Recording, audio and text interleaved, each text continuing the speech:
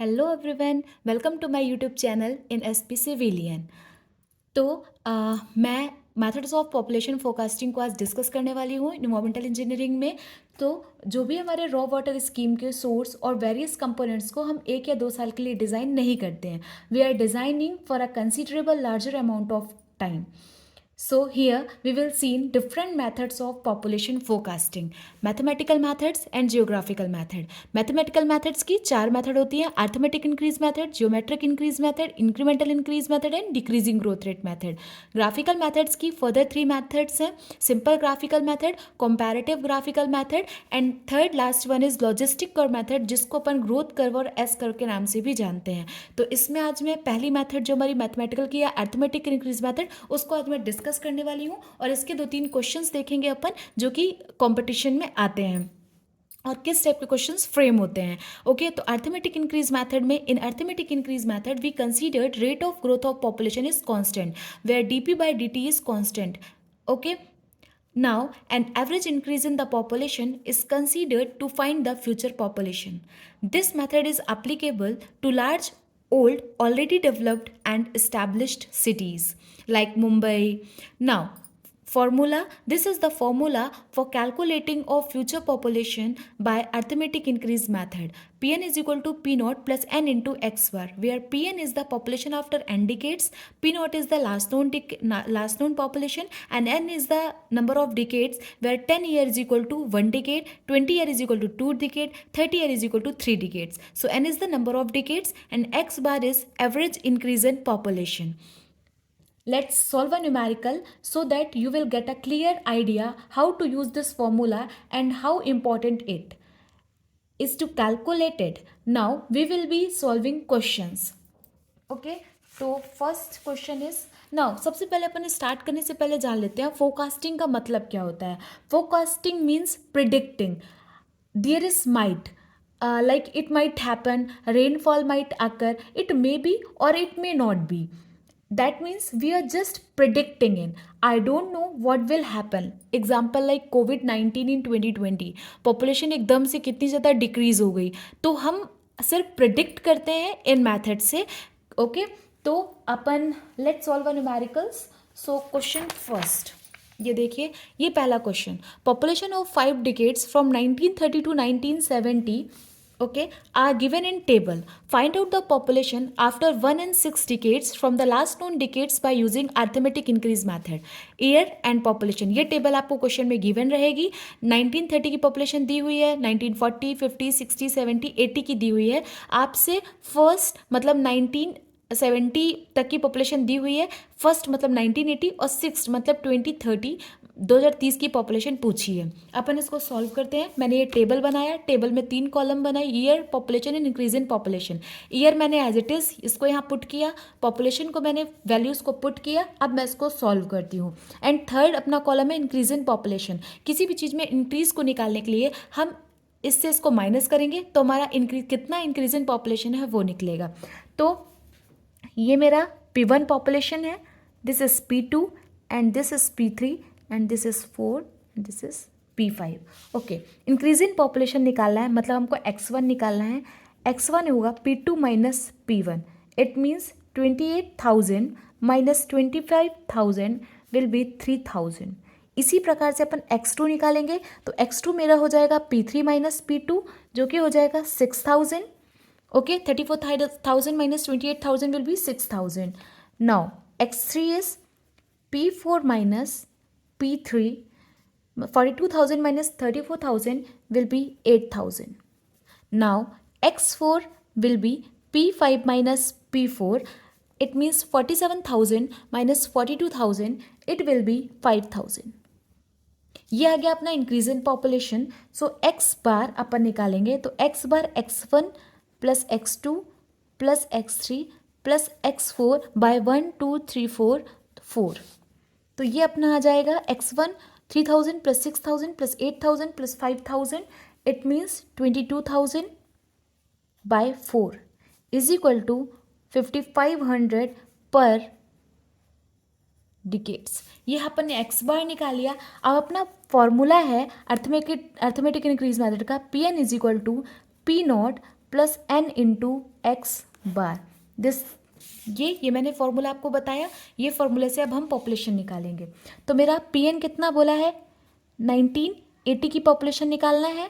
P not last non decade population कितनी हुई दी है 1970 की 47,000 प्लस नंबर ऑफ डिकेट्स 80 की निकाल रहे हैं, 70 की दिए हुए 10 decades, it means 10 years is equal to 1 decades, n is 1 हो गया, क्योंकि 10 साल का डिफरेंस है तो एन कितना हो गया 1 हो गया। ठीक है, 10 years is equal to 1 decades, और यहाँ पे हमको एन की वैल्यू डिकेट्स में रखनी है।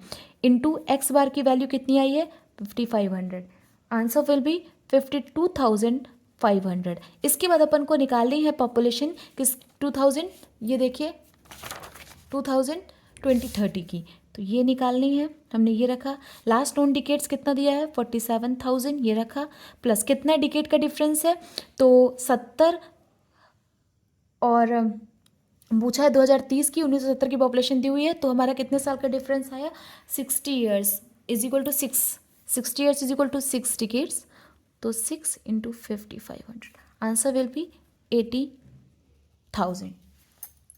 ओके, तो ये हमने पॉपुलेशन निकाली अर्थमेटिक इंक्रीज मेथड से। इसी प्रकार सिमिलरली एक और क्वेश्चन है ये, next question is population of 5 decades from 1972 to 2010 are given in the table. Find out the population after 1 and 2 decades from last known decades by arithmetic increase method. ये आपको question के table में दिया हुआ है, और ये देखिए ये मैंने ईयर टेबल, मैंने 3 टेबल बनाई, year, population and increase in population.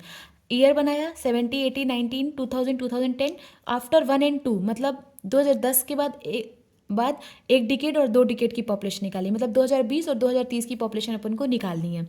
ये हमने पॉपुलेशन रख लिया, ये हमारी पॉपुलेशन लाख में दी हुई है। ओके, और अब मेरे को निकालना है इंक्रीज इन पॉपुलेशन। तो आपको पता है अभी अपन ने इसको सॉल्व किया हुआ है, तो ये अपना हो जाएगा P1, P2, P3, P4 and P5। Okay, increase in population निकालना है, मतलब x1 क्या हो जाएगा P2 माइनस P1, मतलब 50 minus 20, it will be 30. So P3 minus P2, it means 68 minus 50, it will be 18. X3 will be 79 minus 68, it means P4 minus P3, it will be 11. Now X4 will be P5 minus P4, it means 92 minus 79, it will be 13. So now X bar will be X1 plus x2 plus x3 plus x4 by 1 2 3 4 4, तो it means 30 plus 18 plus 11 plus 13 by 4 equal is equal to, ये अपना आ जाएगा 18 लाख पर decades, ये अपना आ गया। अब हमको फॉर्मूला क्या पता है, P n is equal to P not plus n into x bar. This is the formula of arithmetic increase method for calculating population. तो हमको कब की निकालना है 1 डिकेड की, तो हमको 2020 की पॉपुलेशन निकालनी है। लास्ट नोन डिकेड दिया हुआ है 92 प्लस एन कितना हो गया 2020 का पूछ रहा है, 2010 की दिया हुआ है, तो 10 साल का डिफरेंस हुआ, मतलब 1 डिकेड, और ये हमारा हो गया 18। आंसर विल बी 92 प्लस 18 110, ये हो गया 110 लाख हमारा, ये आ गया पॉपुलेशन। फिर निकालना है 2030 की पॉपुलेशन, तो लास्ट नोन डिकेड कितना दिया हुआ है 92 प्लस 2010 से 2030 की निकालना है, तो नंबर ऑफ डिकेड्स कितना हो गया 20 years is equal to 2 decades into 18, answer will be 128 lakh. Okay, this is the correct answer. हाँ, अपन इसका एक दूसरी मेथड से भी सॉल्व कर सकते हैं, एक ये रहा, एक दूसरा अपन 2030 की पॉपुलेशन ऐसे भी आप निकालेंगे, जब लास्ट नोन डिकेड अपन रखें 110, ठीक है, ये वाला जो हमने कैलकुलेट किया है 110, तो यहाँ पे 220 के 230 की निकाल रहे हैं, तो लास्ट नोन डिकेड यदि हमने 110 रखी है 2020 का, तो फिर 2020 से 2030 मतलब 10 साल का डिफरेंस हुआ, 1 डिकेड इंटू 18 तो भी हमारा 128 ही आंसर आ रहा है। कभी कभी आंसर डिफरेंट आता है, तो इसमें हम एग्जैक्ट आंसर इसको मानेंगे क्योंकि हमने यहाँ पे जो लास्ट नोन डिकेड लिया है वो हमको सेंसस डेटा या फिर जो भी हमारा ये डेटा है उससे मिला है। सेंसस डेटा क्या कहलाता है? After every 10 years government of India conduct survey regarding what is the population, तो उस डेटा से हमको ये डेटा मिला था। तो ये हमारा एग्जैक्ट आंसर है as compare to this is the approximate answer. तो हमको ये जो डेटा मिला ये हमारा ज़्यादा एग्जैक्ट आंसर रहेगा एज कंपेयर टू जो हमने डाटा निकाला है, उससे ज़्यादा हमारा एग्जैक्ट आंसर रहेगा जब हम इसकी वैल्यू रखते हैं। तो हमारा ये एग्जैक्ट आंसर है। ओके, तो ये हो गया आपका। Okay, hope you enjoy today's class. We will deal with another method in the next lecture. Okay, thank you.